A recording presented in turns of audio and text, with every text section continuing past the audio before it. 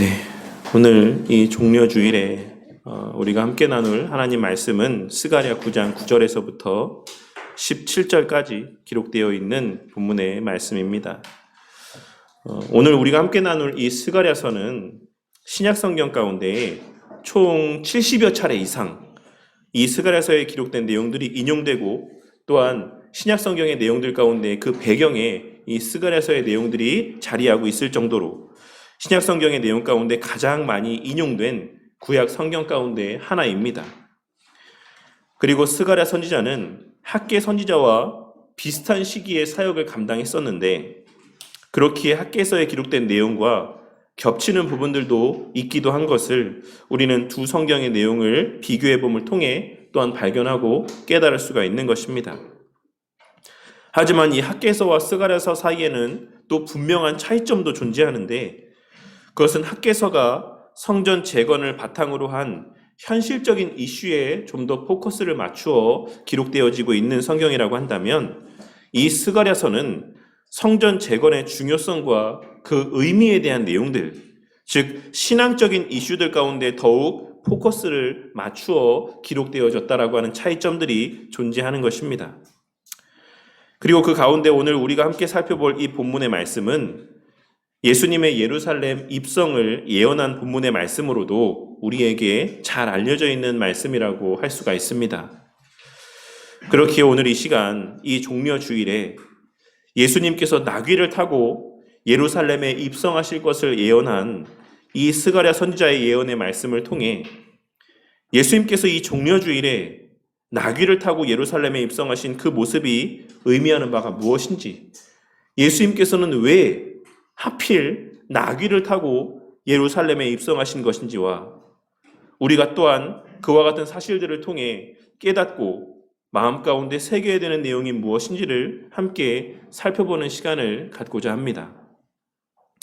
먼저 스가랴서는 보통 일반적으로 두 부분 혹은 세 부분으로 나뉘어지고 있는데, 대체적으로는 1장에서부터 8장까지의 말씀과 그 다음에 9장에서부터 14장까지로 이렇게 크게 두 부분으로 나뉘어져서 구별되어지는 경우가 많이 있습니다. 왜냐하면 1장에서부터 8장까지의 내용과 9장에서부터 14장까지의 내용이 확연하게 다르고, 또한 그 기록된 시기나 배경들도 어느 정도의 확실한 차이가 나타나고 있기 때문이라 할 수 있습니다. 우리가 잘 알고 있는 것처럼 이스라엘 백성들은 그 나라가 멸망된 이후에 바벨론에서의 포로 생활을 하며 매우 큰 고통을 겪었습니다. 그리고 이후에 페르시아의 고레스 왕에 의해 바벨론이 무너지고, 고레스 왕은 주전 538년에 칙령을 발표해서 바벨론으로 억지로 끌려왔던 모든 민족들로 하여금 각자 자신들의 고국으로 돌아갈 수 있는 길을 열어주었고, 그 자신의 본래 거주했던 장소로 돌아가서 자신들의 본래 섬겼던 신을 섬길 수 있는 자유들을 보장해 주었습니다. 그리고 그러한 고레스 왕의 칙령으로 인해서 이스라엘 백성들도 자신들의 본래 살았던 이스라엘 땅으로 돌아올 수가 있었고, 에스라 1장 8절과 11절에 기록된 바와 같이 다윗 계열의 왕자이자 예루살렘의 총독으로 임명받았던 세스바살의 지휘 아래 일부의 사람들이 예루살렘으로 돌아오게 되었습니다. 그리고 그처럼 다윗의 혈통에서 태어난 왕자를 필두로 하여서 포로 생활에서 벗어나 예루살렘으로 되돌아오는 이스라엘 백성들의 그 마음 가운데는 포로 시대 이전에 선지자들이 예언했었던 그 메시아 시대의 도래에 대한 기대가 가득했을 것이 분명합니다. 이제 드디어 포로 생활이 끝났구나. 그리고 우리를 인도해서 예루살렘으로 다시금 돌아가는 그 지도자가 다윗 계열의 후손인 것을 보니 이제 하나님께서 선지자들을 통해 예언했던 그 메시아의 시대가 이제 곧 도래하겠구나. 우리의 눈에 펼쳐지겠구나. 이제 그 나라가 임하겠구나 라고 하는 마음들이 예루살렘으로 돌아오는 이스라엘 백성들의 마음 가운데 가득했을 것이 분명하다라는 것입니다. 그렇기에 이스라엘 백성들은 에스라 5장 16절에 기록된 이에 이 세스바살이 이르러 예루살렘 하나님의 성전 지대를 놓았고 라고 기록된 말씀에서와 같이 세스바살과 함께 예루살렘에 돌아오자마자 그들이 가장 처음 했던 것, 그들이 예루살렘으로 복귀하자마자 가장 처음 했던 것은 바로 성전 재건을 시작했던 것이었던 것입니다. 하지만 에스라 3장 6절에 기록된 말씀에서와 같이 세스바살과 함께 성전의 기초를 다지는 공사를 시작한 지 2년이 지났어도 성전의 기초를 다지는 그 공사는 진척이 없었고, 결국 스가랴 4장 9절에 기록된 말씀을 통해 알 수 있는 것처럼 성전 기초를 놓는 공사는 스룹바벨이 이어서 진행하고 완성했다라고 하는 사실을 우리는 기록된 말씀을 통해 확인할 수가 있는 것입니다. 분명히 다른 성경 말씀에서는 세스바살이 이스라엘 백성들과 함께 성전 지대를 놓는 공사를 시작했다라고 기록이 되어 있는데, 그 성전 지대를 놓는 공사를 완성한 것은 스룹바벨이라고 다른 성경 말씀에서는 언급하고 있는 것을 우리는 확인할 수가 있는 것이다라는 것입니다. 그렇다라고 한다면 이스라엘 백성들은 왜 그 처음에 시작했던 세스바살과 함께 시작했던 그 성전의 기초 공사를 마무리하지 못했던 것이겠습니까? 이에 대해서는 학자들마다 여러 가지 견해들이 분분한데, 그 가운데 가장 유력한 견해는 예루살렘으로서의 그 귀향을 이끌었던 세스바살의 나이가 당시에 상당히 많았을 것이기 때문이라고 이야기를 합니다. 물론 우리가 그 내용, 그 당시의 상황들을 정확하게 확인할 수는 없지만 세스바살의 나이가 연로하여서 그는 계속해서 강력한 리더십을 발휘할 수가 없었고, 비록 귀향의 기쁨과 감격 가운데 그 성전 재건의 기초 공사를 시작하긴 했지만 그 당시의 상황이 여의치 않았던 상황들 속에서 포로 생활에서 귀환했던 그들에게 주어진 것, 그들이 소유하고 있는 것이 넉넉하지 않았던 상황들 속에서 노쇠한 세스바살은 성전 기초 공사를 마무리할 수 없었다라고 보는 것이 그나마 가장 유력한 견해라고 할 수가 있는 것입니다.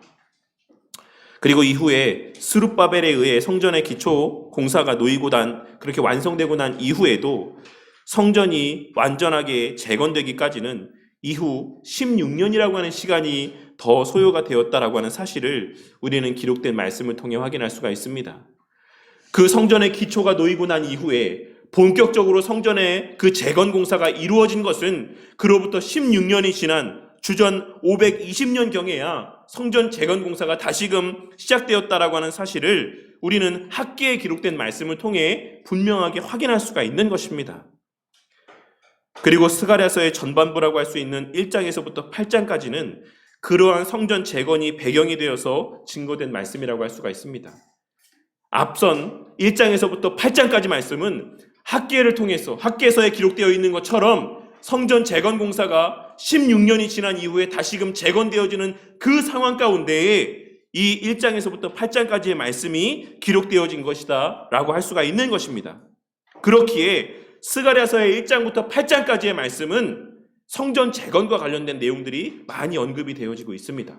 하지만 그 이후에 오늘 우리가 살펴볼 이 9장에서부터 그 이후에 이어지는 말씀 가운데는 성전 재건과 관련된 말씀이 등장하지 않습니다. 그 말은 이 9장부터 이어지는 말씀은 성전이 재건되고 난 이후에 어느 정도 시간이 흐른 뒤에 기록된 성경이라고 하는 사실을 의미한다라고 할 수가 있는 것입니다.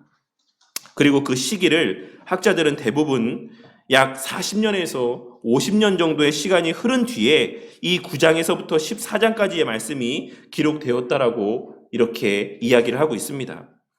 하나님께서는 예루살렘의 성전이 재건된 이후에 약 40년에서 50년 정도의 세월이 흐른 이후, 당시의 시대로 따져보았을 때 한 두세 대 정도, 한 세대 반 정도의 그 삶의 시간들이 지나간 이후에 스가랴 선지자를 통해서 오늘 본문의 이 말씀을 증거하고 있으신 것입니다. 그렇다라고 한다면 오늘 이 말씀을 듣는 당시의 이스라엘 백성들의 그 마음의 상태는 어떠했을 것이다라고 생각하십니까? 오늘 이 9장에 기록된 그들의 메시아에 대한 이 예언의 말씀에 귀를 기울이고 있는 당시 시대의 이스라엘 백성들의 그 마음의 상태는 어떠했을 것이다라고 생각을 하십니까?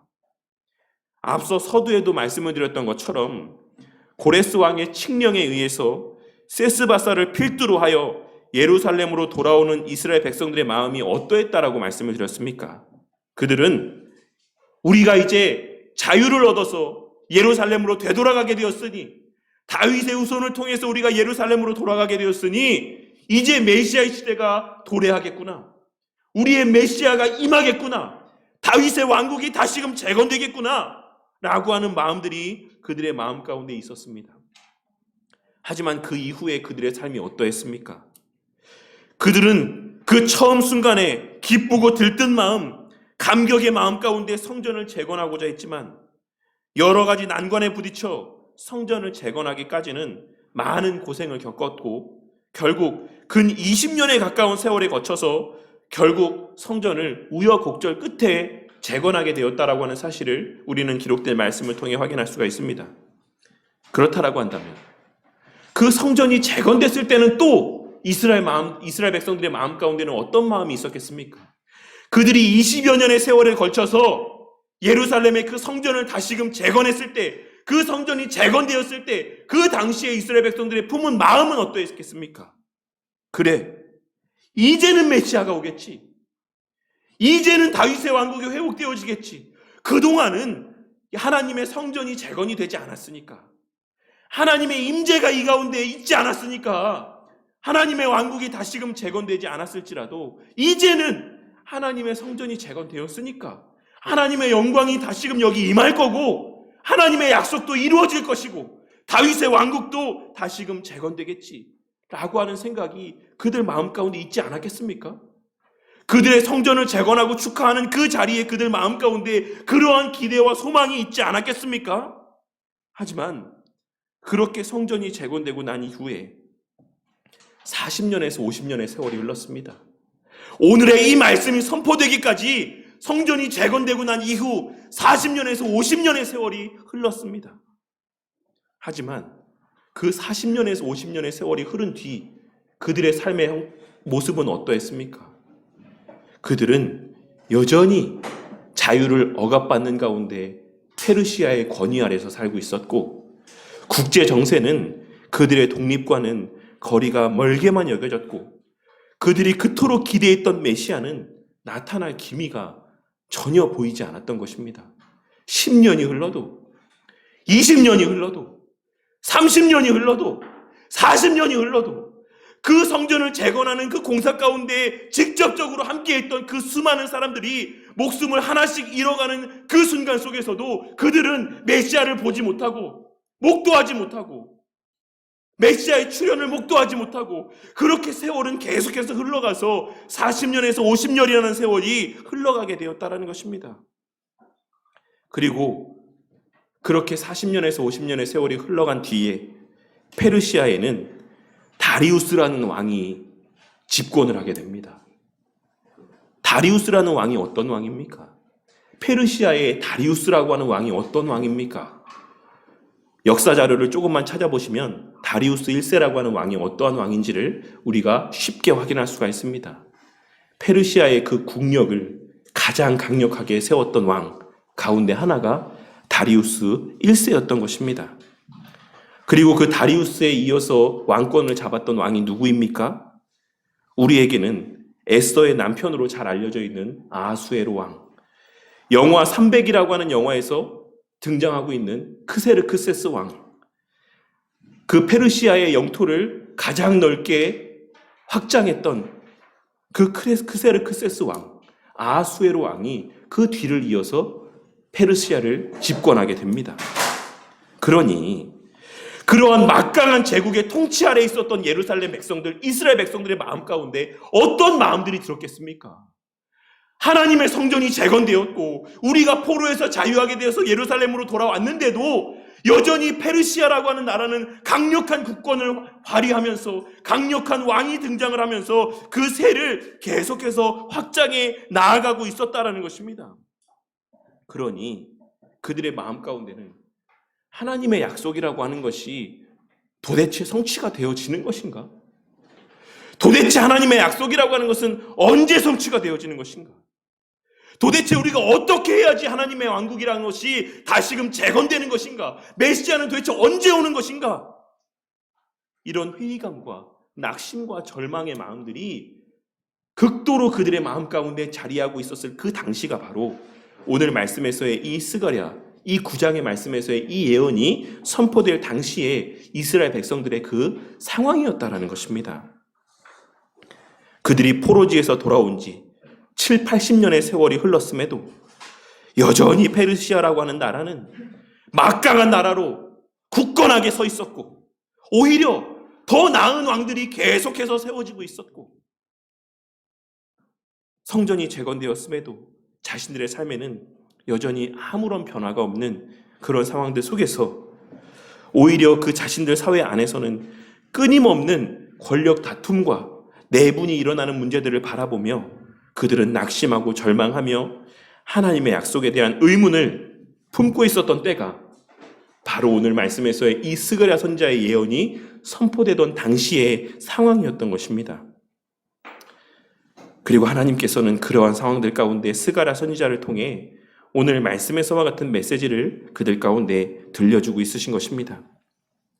그리고 그것은 바로 1절에서 8절까지 기록된 말씀에서와 같이 하나님의 택하신 자들을 조롱하고 핍박했던 이방 민족들에 대한 심판에 대한 말씀을 들려주고 있으신 것이고, 9절에서 17절에 기록된 말씀에서와 같이 그들이 그토록 고대하는 메시아가 반드시 임할 것이다. 그 메시아는 반드시 임할 것이다. 라고 하는 약속의 말씀과 그로 말미암는 복된 삶에 대한 예언의 말씀을 그들에게 들려주고 있으신 것입니다. 그리고 우리가 이러한 예언의 말씀 가운데 가장 주목해야 되는 것은 9절과 10절에 기록된 예수님의 초림에 대한 예언의 말씀인 것입니다. 우리는 첫째로 오늘 말씀을 통하여서 예수님의 성육신이 11절에 기록된 말씀에서와 같이 하나님께서 우리와 맺으신 언약에 근거한 사건이라고 하는 사실을 발견하고 깨달을 수 있어야지만 될 것입니다. 11절에 기록된 언약의 피라고 하는 표현은 구약 성경 전체에서 오직 오늘 이 본문의 말씀과 출애굽기 24장 8절에만 사용이 된 표현입니다. 그렇다면 이 동일한 표현이 사용되었던 출애굽기 24장에는 어떤 사건이 있었습니까? 우리 다 함께 이 시간 출애굽기 24장 3절에서부터 11절까지 말씀을 한번 찾아서 함께 봉독해 보도록 하겠습니다. 출애굽기 24장 3절에서부터 11절까지 말씀입니다. 출애굽기 24장 3절에서부터 11절까지 말씀을 이 시간 함께 봉독하도록 하겠습니다. 시작.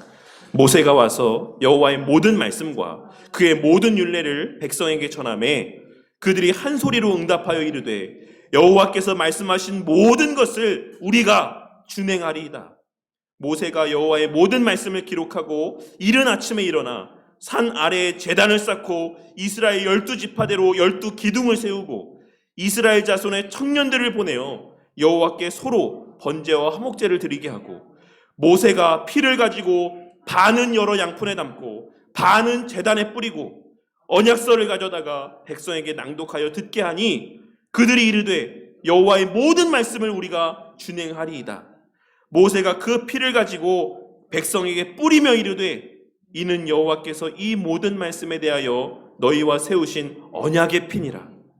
모세와 아론과 나답과 아비후와 이스라엘 장로 70인이 올라가서 이스라엘의 하나님을 보니 그의 발 아래에는 청옥을 편듯하고 하늘같이 청명하더라. 하나님이 이스라엘 자손들의 존귀한 자들에게 손을 대지 아니하셨고 그들은 하나님을 뵙고 먹고 마셨더라.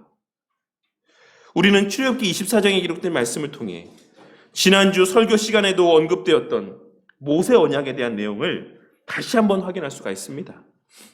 하지만 이 일이 있은 이후에 어떤 사건이 벌어집니까? 이렇게 이스라엘 장로들과 모세와 아론과 이 존귀한 자들이 하나님을 뵙고 하나님과 함께 먹고 마시며 영광을 누리고 난 그 이후에, 이 언약이 체결된 이후에, 그 언약의 피가 뿌려지고 난 이후에 이스라엘 백성들 가운데는 어떤 사건이 일어나게 됩니까? 우리가 잘 알고 있는 것처럼 금송아지 우상을 만든 사건이 바로 이어서 일어나게 됩니다.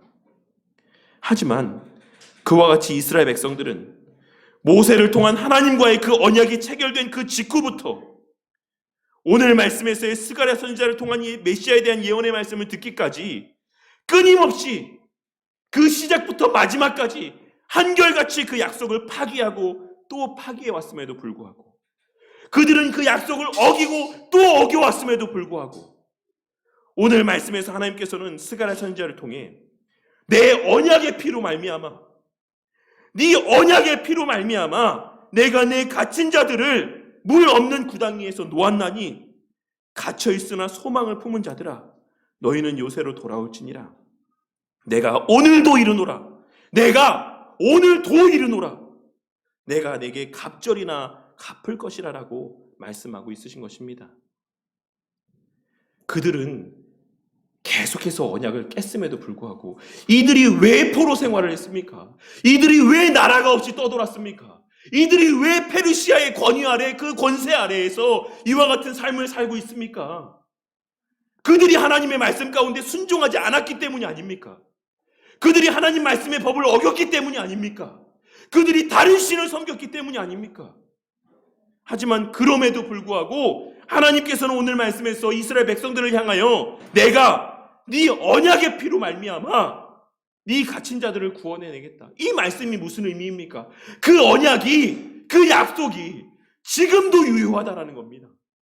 이스라엘 백성들은 깼음에도 불구하고, 어겼음에도 불구하고 그 약속이 깨어진 것이 아니라, 파괴된 것이 아니라 하나님 편에서의 그 약속은 여전히 유효하다. 나는 그 약속을 기억하고 있다 라고 말씀을 하고 있다라는 것입니다. 내가 너희들에게 그 약속대로 왕을 보낼 것이다. 그리고 그 왕으로 인해 너희들은 그 물 없는 구덩이, 그 깊고 깊은 그 구덩이, 도저히 헤어나올 수 없는 그 구덩이에서 너희들이 건짐을 받을 것이다. 그리고 그 모든 일은 내가 너희와 맺은 그 약속으로 인함이다. 너희들의 어떠함 때문이 아니라, 너희들 편에서의 무엇을 행함을 통해서가 아니라, 내가 너희와 맺은 그 약속 때문에 내가 그 일을 행할 것이다 라고 말씀하고 있으신 것입니다. 그런데 우리는 일반적으로 오늘 말씀에서 예수님께서 타신 이 나귀를 그저 겸손의 상징으로만 해석을 하는 경우가 많이 있습니다. 왜냐하면 오늘 말씀 가운데 언급되기를 그는 겸손하여서 나귀를 타시나니라고 분명하게 증거되어지고 있기 때문입니다. 그리고 그것이 맞습니다. 이 나귀를 타신 모습은 예수님의 겸손함을 상징하는 모습이 맞는 것입니다. 하지만 우리가 여기서 간과하지 말아야 되는 것은, 예수님께서는 단순히 내가 겸손하다, 나는 겸손한 왕이다, 이거를 나타내시기 위해서만, 그 목적에서만 나귀를 타신 것은 아니다라는 것입니다. 우리는 창세기 49장에 기록된 야곱의 그 아들들을 향한 유언의 메시지 가운데 유다를 향한 유언 중 11절 말씀에서 나귀가 언급되고 있는 것을 확인할 수가 있습니다. 그러니 오늘 말씀에서의 나귀를 타실 이 예수님에 대한 예언의 말씀은, 그리고 나귀를 타고 예루살렘으로 입성하신 그 예수님의 모습은 유다의 후손으로 오실 예수님에 대한 그 메시아의 예언의 성취를 나타내 보여주고 있는 것이고, 이 약속이 창세기 2장에서부터 시작된 약속과의 연장선상에 있는 약속이라고 하는 사실과, 하나님께서는 이 창세기 2장에 기록된 이 약속, 그것을 하나님 편에서의 은혜로 계속하여 그 요건을 충족시켜 가시며 그 약속을 성취해 가고 있으신 것이다라고 하는 사실을 나귀를 타고 예루살렘에 들어가시는 예수님의 모습을 통해 우리는 분명하게 확인할 수가 있는 것입니다. 그러니 오늘 말씀에서의 예수님의 나귀를 타실 것이다라고 하는 예언의 말씀을 통해 하나님의 신실하심과 그 선하심과 사랑을 발견하고 깨닫게 되는 은혜가 저와 우리 모두에게 있기를 바랍니다. 비록 그 약속의 성취의 때는 이스라엘 백성들이 바라던 때와 같지 않았지만, 예수님께서는 하나님의 정하신 때에 한치의 오차 없이 이 땅에 인간의 몸을 입고 오셨고, 그 정하신 때에 나귀를 타고 예루살렘에 입성하셨습니다. 그렇다면 이 종려주일에 예수님의 나귀를 타고 예루살렘에 입성하신 사건에 대해서 기뻐하고 감사하는 이 종려주일에 우리는 무엇을 생각해 볼 수 있어야지만 되겠습니까? 그것은 바로 하나님의 약속을 우리의 어떠함과는 상관없이 계속해서 이행해 나아가시는 하나님의 신실하심에 대해서 생각해 볼 수 있어야지만 되는 것입니다. 우리 성도님들의 삶이 예수 믿고 난 다음에 좀 뭔가 변화가 있으십니까? 우리 성도님들의 삶이 교회 다니고 난 다음에 좀 뭐 달라진 거 있으십니까? 예수 믿었더니 더 부자가 됐습니까? 가정이 더 평안해졌습니까? 자식들이 뭐 좋게 됐습니까? 내 원하던 바가 다 잘 이루어졌습니까? 우리가 예수 믿는다라고 해서 삶에서의 그와 같은 변화들이 나타날 것이다라고 가르치는 복음은 참된 복음이 아닙니다. 오늘 말씀에서 이스라엘 백성들이 예루살렘으로 되돌아오고 성전이 재건되고 난 이후에 뭐 어떤 변화가 있었습니까? 그들의 눈에 어떠한 가시적인 변화들이 나타났습니까? 그들의 육적인 바라던 바들이 성취되어졌습니까? 그들이 완전한 독립을 이루었습니까? 다윗의 강력한 국가가 재건되었습니까? 하나님의 나라는, 하나님의 약속은 이 땅에서의 우리의 삶의 어떠한 모습으로 우리가 바라던 바로 성취되어지는 것이 아닙니다. 하나님에게 약속하신 바는 우리의 이 땅에서의 삶이 어떠할 것이다라는 것을 말씀하고 있는 것이 아니다라는 것입니다. 하나님의 이 약속은 예수님의 도래하심과 예수님을 통한 구원의 성취와 하나님의 택하신 자들의 그 회복을 말씀하고 있으신 것입니다. 그러니 오늘 말씀을 통하여서 이 종려주일에 우리가 감사해야 될 것이 무엇인지를 다시 한번 깨닫게 되는 은혜가 있기를 바라겠습니다. 예수님의 이 땅에 오심과 종려주일에 사람들의 환호를 받으며 예루살렘에 입성하심과 십자가에 달려 죽으심과 부활하심을 통해 우리에게 나타난 변화는 외적인 변화가 아니라 우리의 내적인 변화와 성화되어져감, 그 성숙하여져감의 은혜다라고 하는 사실을 깨닫게 되는 은혜가 있기를 바란다는 것입니다. 그리고 그 약속은 반드시 성취가 될 것입니다. 내 지금의 신앙의 상태가, 내 신앙의 모습이 별 볼 일 없어 보일지라도, 여전히 제자리 가운데 있는 것 같아 보일지라도, 여전히 말씀 듣는 것이 힘들고, 여전히 말씀 보는 것이 힘들고, 여전히 기도하는 것이 지루하고, 말씀대로 순종하는 것이 힘겹게 여겨지는 그러한 상태 가운데 내 신앙의 상황이 머물러 있을지라도 그 하나님의 약속하신 바가 반드시 성취되어질 것이다라고 하는 소망이 우리 마음 가운데 생겨나기를 바란다는 것입니다. 하나님께서 하나님의 때에 성도님들의 신앙을 변화시켜 가실 것입니다.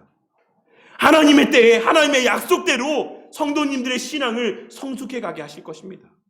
하나님께서 하나님의 때에 하나님의 약속대로 우리를 통해 구원하실 자들을 구원하게 하실 것입니다.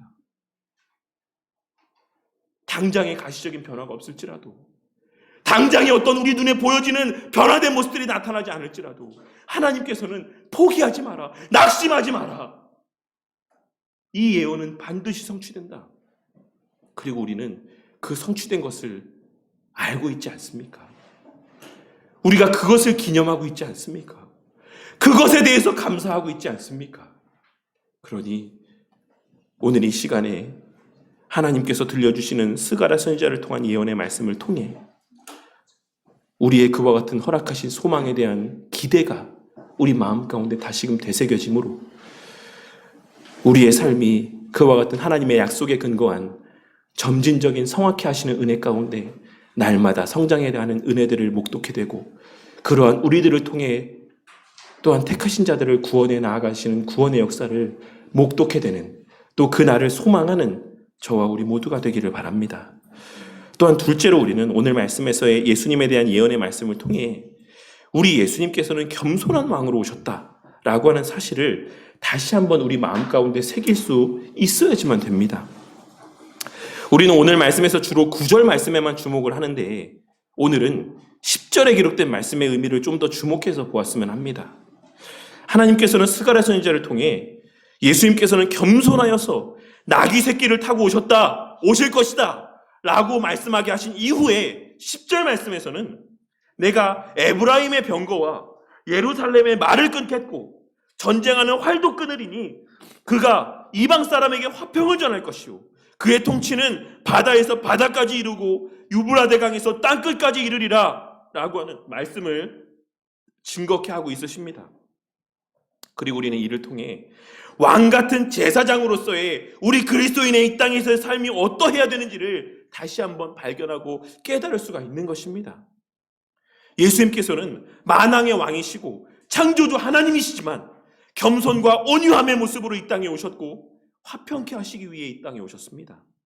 예수님은 당신의 나라가 병거와 말로써 성취되어지는 나라가 아니고 활과 칼로 성취되어지는 나라가 아닌 겸손과 온유함으로 화평케 함으로 성취되어진 나라라고 하는 사실을 말씀하여 주시기 위해 친히 나귀 새끼를 타고 예루살렘에 입성하신 것이다라고 할 수가 있는 것입니다.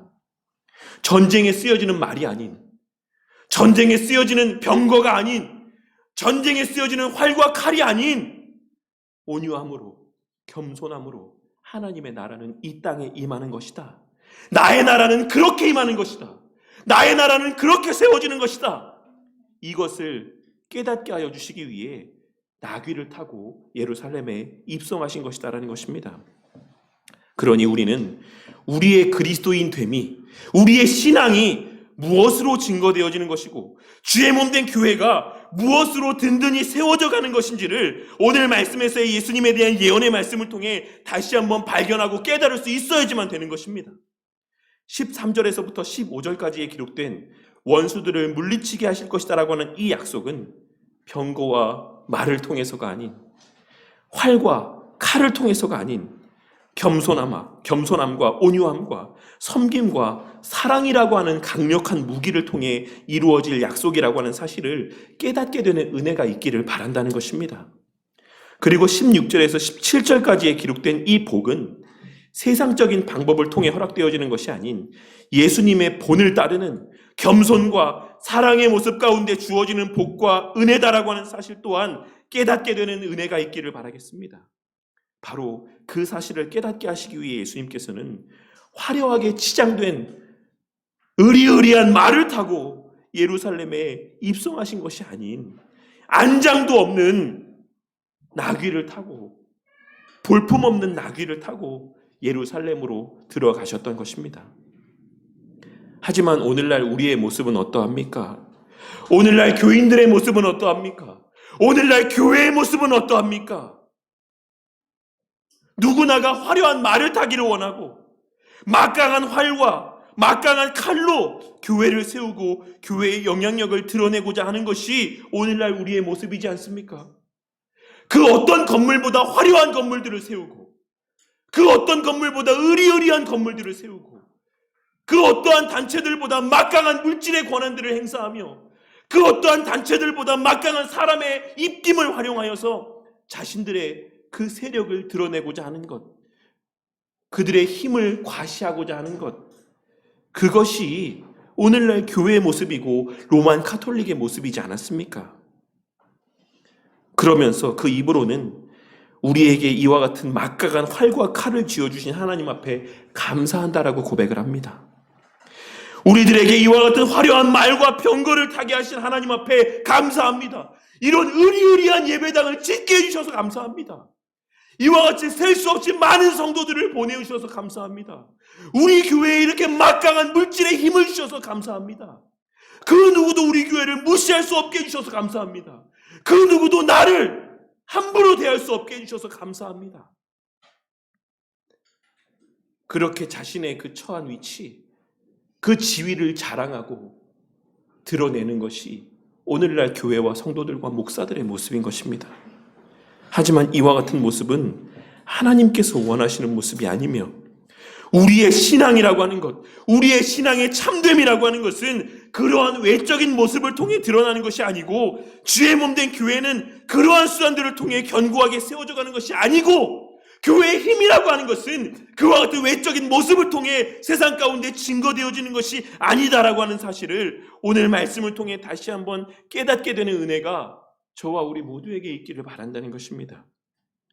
성도의 성도다움이라고 하는 것은 그의 겸손함에서 드러나는 것입니다.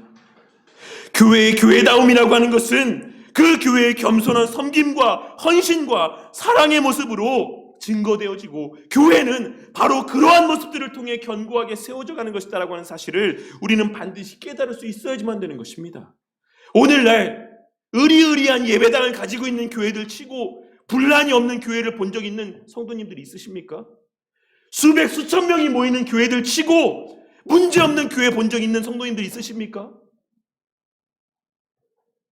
수천 명, 수만 명 모이는 교회들 치고 단 한 번도 찢어지고 쪼개어지지 않은 교회들 본 적 있으십니까?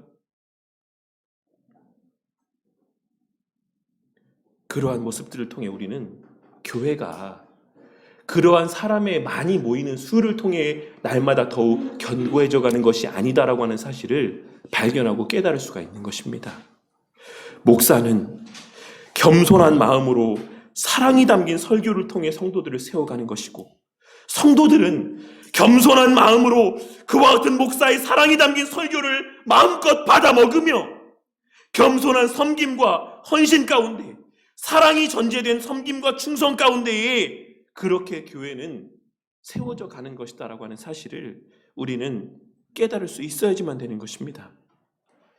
그리고 그러한 교회 공동체 안에서 그러한 겸손한 사랑과 섬김과 헌신과 수고가 있는 그러한 교회 안에서 우리 자녀들은 17절에 기록된 말씀에서와 같이 그 안에서 공급되어지는 말씀의 곡식과 포도주로 강건하게 자라가는 복을 누리게 되는 것이고, 그 영혼이 형통해 가는 것이고, 별과 같이 빛나는 자녀들로 성장해 갈 수 있는 것입니다.